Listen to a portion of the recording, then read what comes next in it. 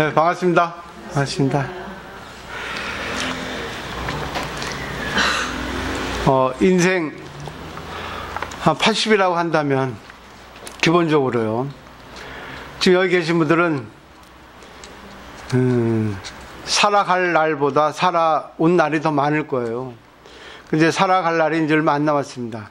근데 지금까지 살아오시면서 인생에 대한 거, 인생이란 무엇인가에 대해서 한번 좀 많이 생각을 해 보셨을 거예요.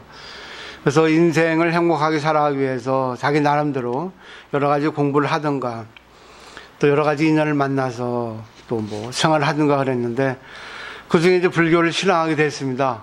근데 불교를 신앙한다는 것은 결국 자기 마음속에 있는 그 진실한 마음을 꺼내기 위한 거거든요. 불교라고 하는 부처님 가르침인데 부처님 가르침은 부처가 되는 거예요. 부처가 된다는 것은 인간의 누구의 마음속에도 진실한 마음이 있는데 그 진실한 마음을 꺼내서 쓰기 위해서, 그 진실한 마음을 꺼낸다는 것은 인생을 행복하게 살아가기 위해서 그 진실한 마음을 꺼낸다는 거예요. 불교를 신앙한다 해가지고 행복하게 산다는 것은 보장이 안 됩니다. 근데 불교를 신앙하고 불교를 잘 실천하면 어떤 현상, 좋은 거 나쁜 현상이 나와도 그걸 통해서 자기를 성장시켜서 자기를 행복하게 가는 길은 틀림이 없어요. 근데 우리가 일반적으로 생각하는 행복이라는 거는 건강하고 아무 일 없고 걱정 없고 그런 걸 행복이라고 생각해요. 부족함이 없이. 근데 그거는 일반적인 생각. 그거는 영원한 행복이 될 수 없습니다. 왜? 인간의 욕심은 늘 점점 비대해지거든요. 욕심이 커져요. 하나를 얻으면 두 개를 얻고 싶고 또 인간의 관계도 마찬가지예요. 내가 저 사람에게 호감을 받고 싶다. 저 사람보다 낫고 싶다. 그런 욕심이 있거든요. 근데 그것이 충족되는 일이 있으면 행복하지만 충족되는 순간 또 하나 욕심이 생겨서 충족이 부족하게 됩니다.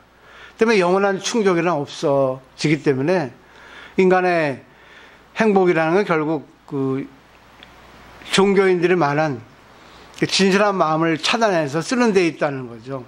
이런 말이 있어요. 부모가 날 낳아주기 이전에 나는 무엇인가? 부모 미생전 소식이라고 하거든요. 부모가 날 낳아주기 이전에는 무엇이었을까요? 에너지였죠.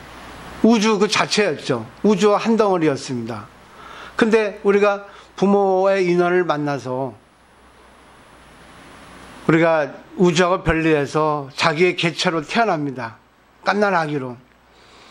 그리고 학자들의 말에 의하면 16개월이나 18개월 되면 하나를 알게 된다 그래요. 태어나서.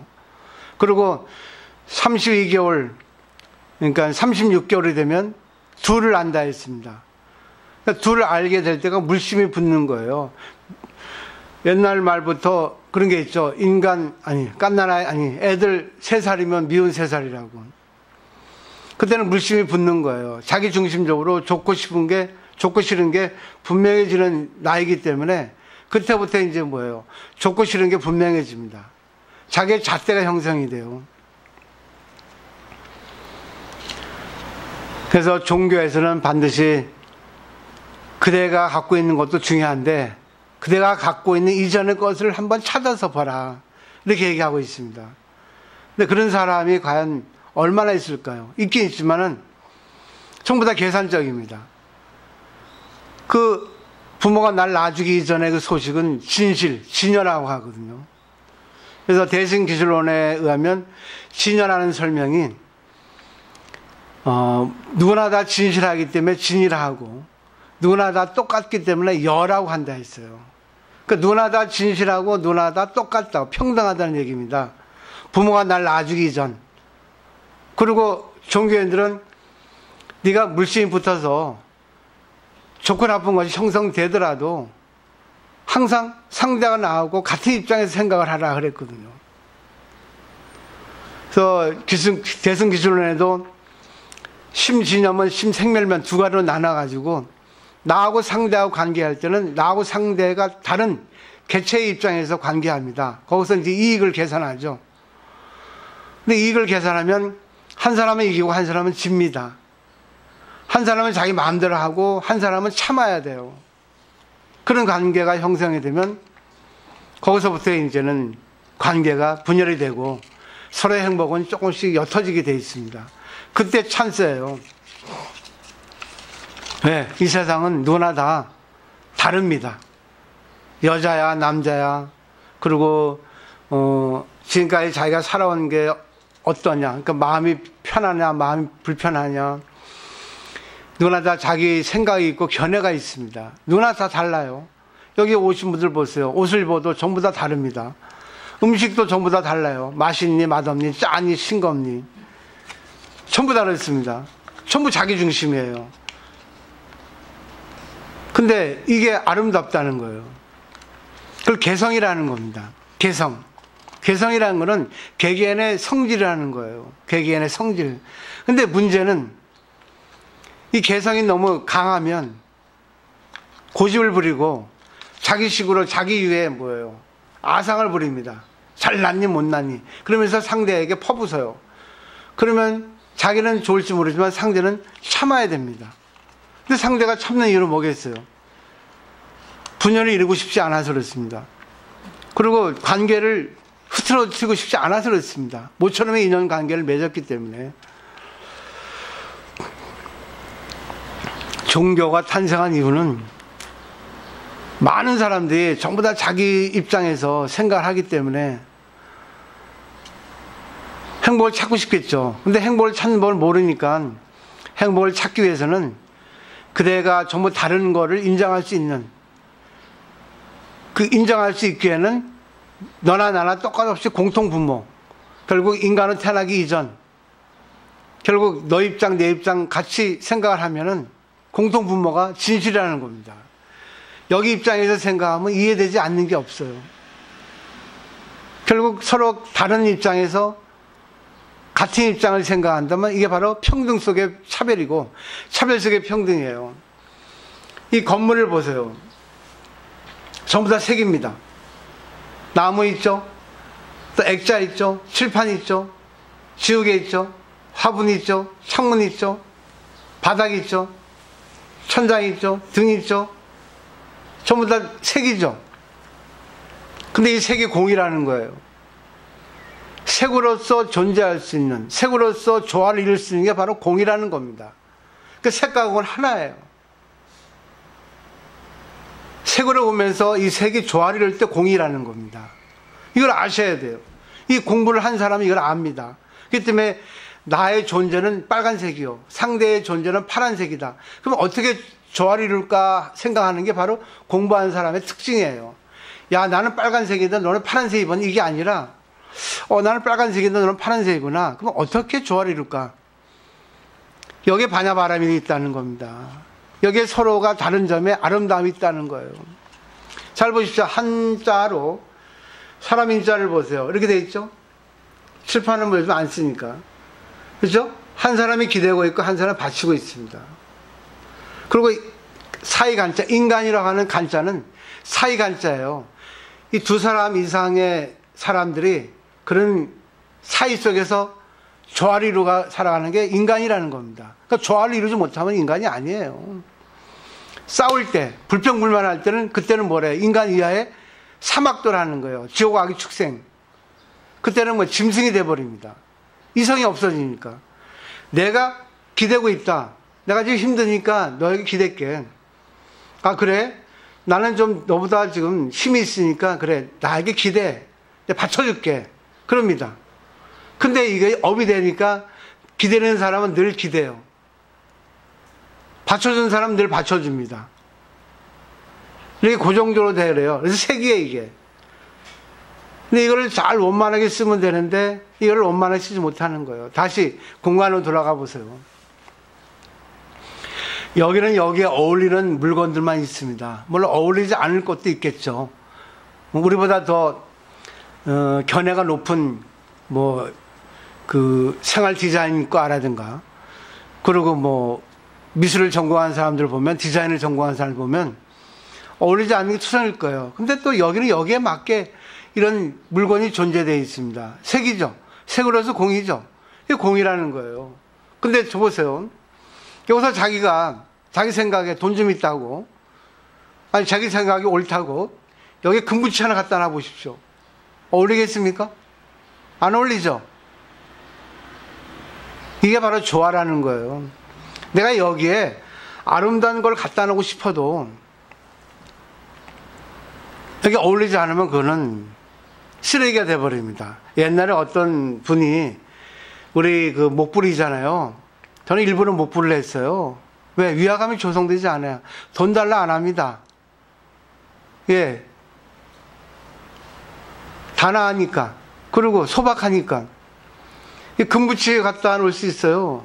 어느 분이 초창기죠. 한 8, 9년 전에. 스님, 불상을 보수하고 싶다는 거예요. 불상. 그래서 불상, 어떤 거 말합니까? 하니까, 번쩍번쩍 빛나는 금덩어리요. 그러더라고. 아, 그래요? 상당히 비싼데요. 그 청동으로 그 개금을 한 거는 보통 1,000만 원 이상 됩니다. 그걸 하시면 여기 어울리지 않을 것 같은데, 그랬어요. 하고 싶다는 거예요. 그래요? 그것도 싼 건 없습니까? 하더라고요. 있죠, 기성품. FRP로 만든 거. 그럼 한번 1, 200이면 합니다. 그거 하고 싶다는 거예요. 안 받겠습니다. 당신의 보시 안 받고 싶습니다. 차라리 그냥 그 돈을 보시하십시오. 그러면 내가 여기 필요한 거를 사서 쓰겠습니다. 이랬습니다. 그 다음부터 안 와요. 참 멍청하죠, 저. 장사 수단이 없습니다, 저는. 마케팅이 없어요. 그냥 적절하게 하면 될 텐데, 그걸 못 하는 거예요. 사실 보세요, 여기에. 여기에 어울리는 부처님을 갖다 놔야 됩니다. 그리고 우리 옛날에 불사를 했잖아요. 좀 있으면 이제 불사가 돼. 근데 지금 불사가 이루어지고 있어요. 불사 중에 최고의 불사가 무슨 불사인지 아십니까? 법불사입니다. 가르침 불사예요. 법당을 보시해도 법당만 한 2,000평이 있어요. 신도가 없습니다. 신도가 있어도 맨날 공부 안 하고 그냥 하는 신도 오면은 법이 살아나지 않습니다. 그래서 이 도랑을 이루는 5가지 연이 있어요. 그게 뭐냐면 도의 연인, 공부의 연이 있어야 되고, 스승의 연이 있어야 되고, 도랑의 연이 있어야 되고, 외호의 연이 있어야 되고, 단월의 연이 있어야 됩니다. 이거는 뭐냐면 이 공부, 부처님 가르침을 가르칠 수 있는 스님이 있어야 되고, 도가 있어야 돼요. 그리고 신도가 보살님들이 돈을 보시해주는 연이 있어야 돼요. 그리고 외호라고 보살님들이 절을 지켜주는, 이 절을 운영하는데 정법이 퍼지면 방해하는 마군들이 많이 오게 되어 있습니다. 정법이 펴지면은 자기들이 이상하게 법을 펴는 사람들은 안 되거든요. 현혹신 그런 무당이라든가 법을 정법을 펴지 않는 절들은 안 되거든요. 그러니까 방해하는 거예요. 그렇다면 하나의 도랑이 정말로 정법으로 탄생하기에는 제일 중요한 게 법입니다. 그 다음에 돈이에요. 신도의 단월이라는 것은 신도란 뜻이거든요. 돈이란 뜻이거든요. 신도물. 그러니까 여러분들이 보시해 주는 거. 그리고 외호. 거사님들이 그 밖으로 지켜주는 거. 그 도량. 이런 절이 있어야 되겠죠. 쉽지가 않아요. 하나의 어떤 조직이 형성되기에는, 발전되기에는 쉽지가 않습니다.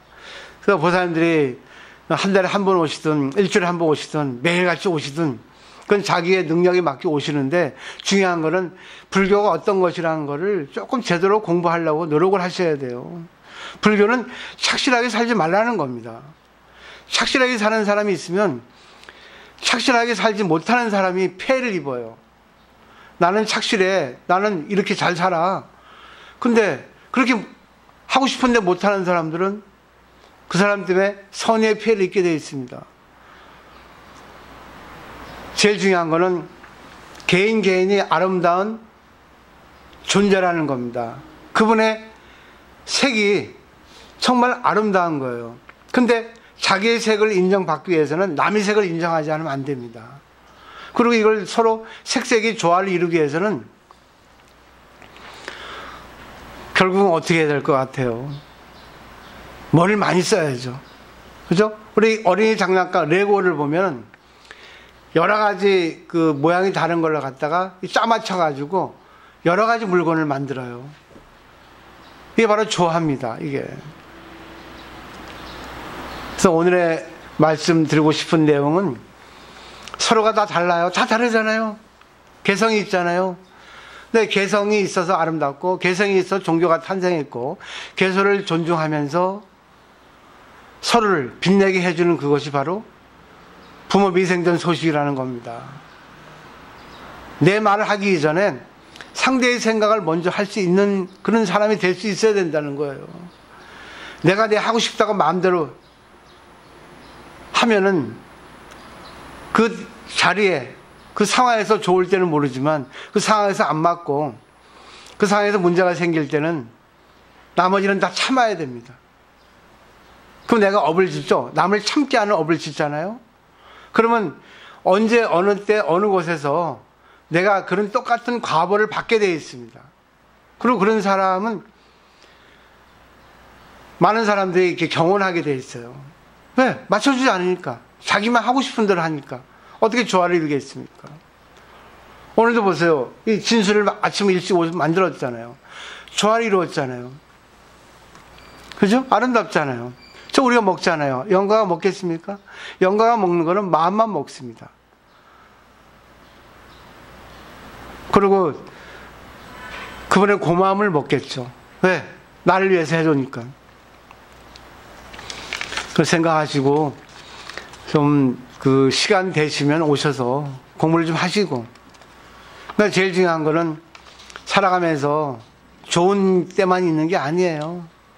안 좋은 때도 많아요. 내 마음대로 안 되는 때가 더 많습니다.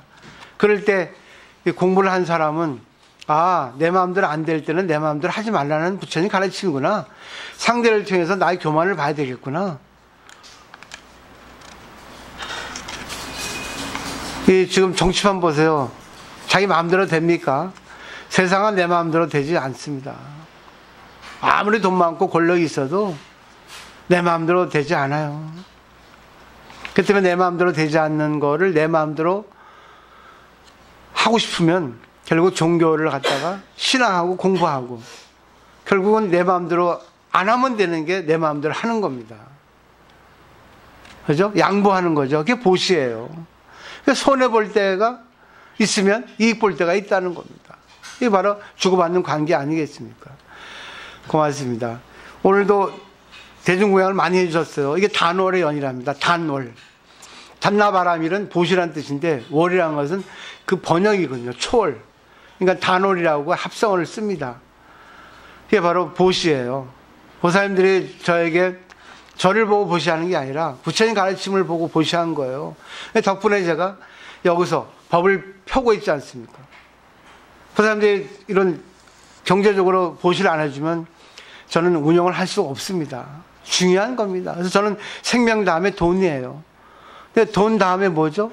정신입니다. 의식이 살아있어야 됩니다. 돈이 아무리 많아도 대우 못 받는 사람 많잖아요. 돈이 얼마 있지 않아도 대우받는 사람 많지 않습니다. 돈을 쓸 줄 아니까 그렇습니다.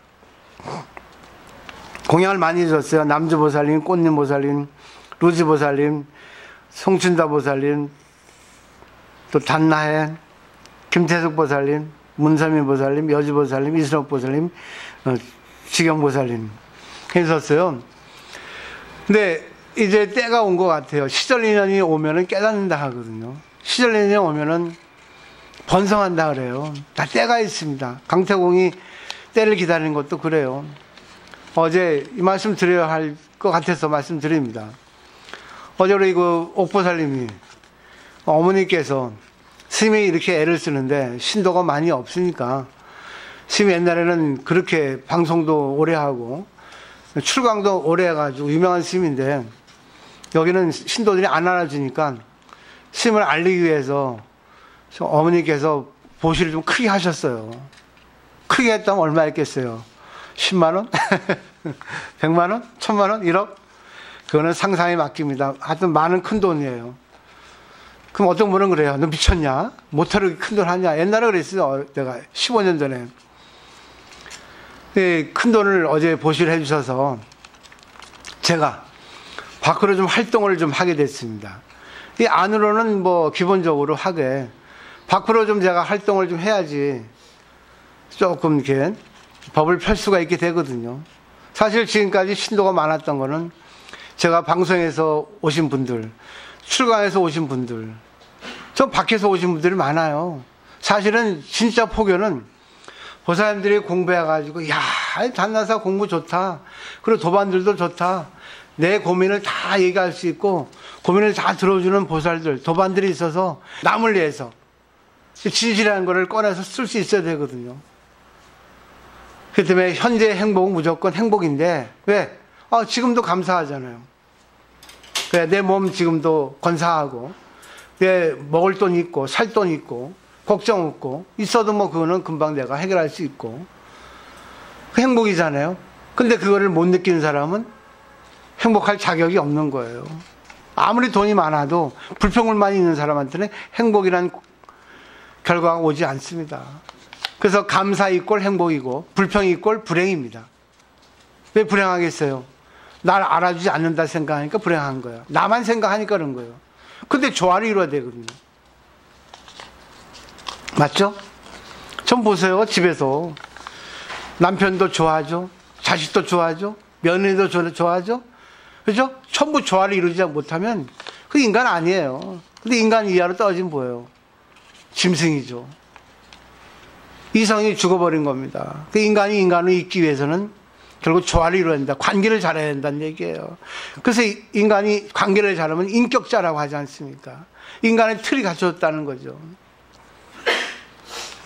하시면 좋을 것 같아요. 그런 나머지 자세한 거는 본인은 얘기하지 않겠지만 그런 일이 있습니다. 그래서 앞으로 저도 이제 심기일전에서 더더욱 좀 연구를 많이 하고 더더욱 뭐 포교를 좀 많이 해야겠다는 생각을 한 거죠. 그분을 위해서 박수 한번 쳐주세요.